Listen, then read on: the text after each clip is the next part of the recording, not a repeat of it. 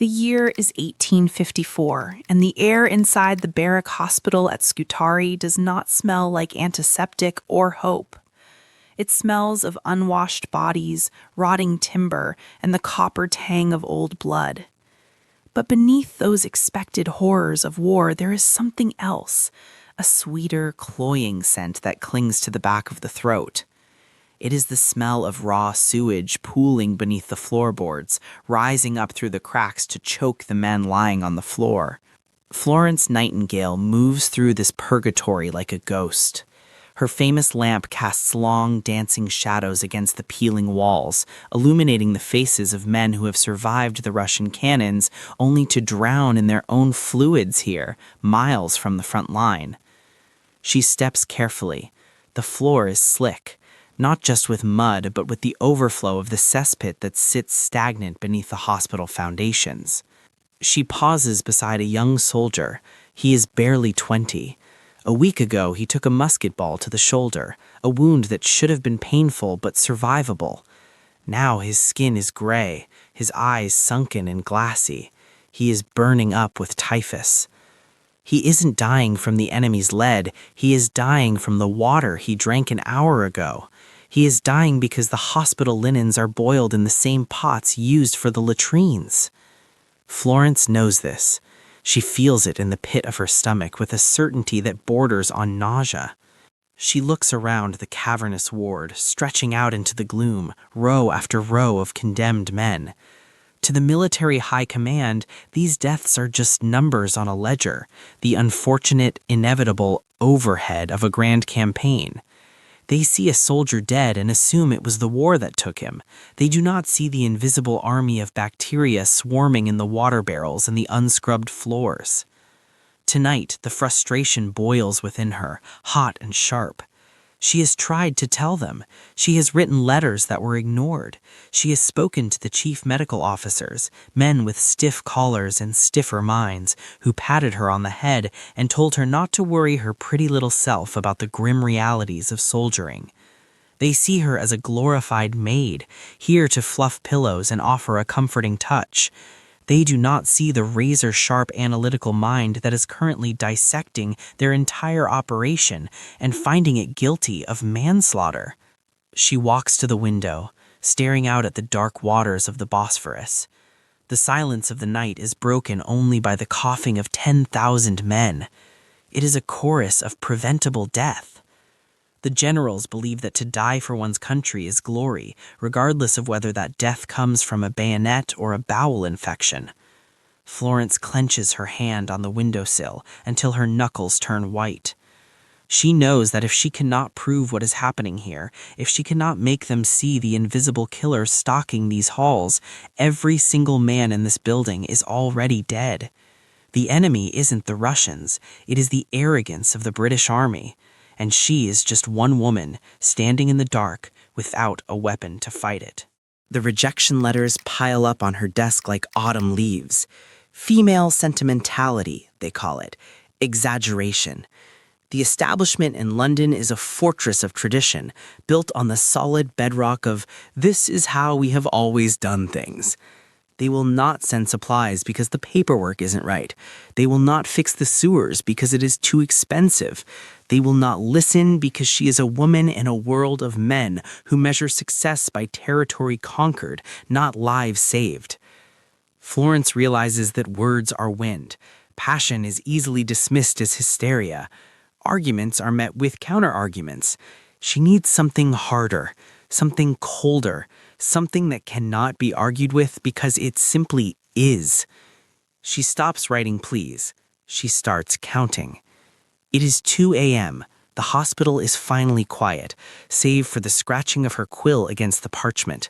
This is her battlefield now. She is no longer just a nurse. She is a data analyst in an era before the term exists. She pulls the hospital records, chaotic, messy, inconsistent piles of paper. She organizes them. She standardizes them. She begins to build the death record. Her eyes burn from the candlelight. Her back aches, but she does not stop. She's hunting for a pattern in the chaos. She tracks every admission, every discharge, every corpse. She categorizes them not by rank or regiment, but by the cause of death. Column A, died from wounds. Column B, died from disease. Column C, died from other causes. As the numbers accumulate, a terrifying picture emerges from the ink. It is worse than even she imagined. The data is screaming the truth. For every one man killed by the Russians, 10 are being killed by the filth of the hospital. But numbers are dry. Columns of figures are easily glazed over by tired politicians in smoky London clubs. She looks at her tables, rows and rows of black ink. They are accurate, but they are not emotional. They do not convey the horror of a young boy choking on his own blood because there was no clean water.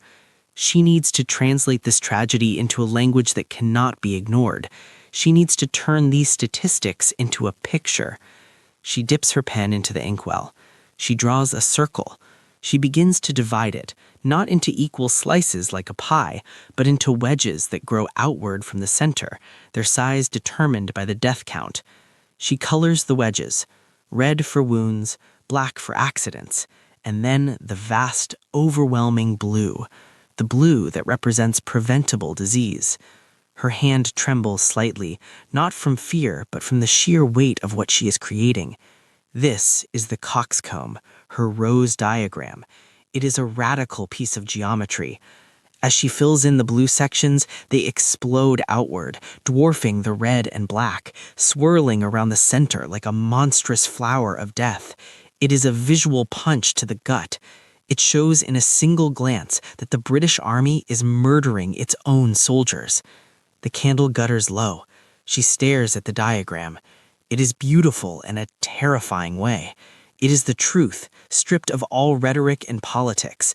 But she knows that releasing this is a declaration of war against the entire medical establishment. If she is wrong, if she has carried a one or misplaced a decimal, she will be ruined, her reputation will be shredded, and the reforms will die with her. She takes a breath, the scent of the sick ward still heavy in the air, and dries the ink. The weapon is ready. London, 1855. The diagram lands on the desk of the Secretary of War. It is placed before Queen Victoria herself. There is no preamble, no long-winded speech. There is just the image. The reaction is visceral. You do not need a medical degree to understand the rose diagram. You do not need to be a statistician to understand that the giant blue wedges are swallowing the chart whole. The visual evidence is undeniable. It cuts through the bureaucracy like a surgeon's scalpel. It is shocking, embarrassing, and absolutely damning. The red slice, the deaths from actual combat, is a tiny sliver compared to the towering blue waves of disease. The silence in the room is heavy. For the first time, the generals have no defense. They cannot argue with the geometry. They cannot bluster their way past the colors. The chart says, loud and clear, we are responsible for this. The shame is instant. The order is given. The Sanitary Commission is dispatched to Scutari with immediate effect. They arrive like a storm. They flush the sewers. They whitewash the walls. They tear out the rotting floors and kill the rats.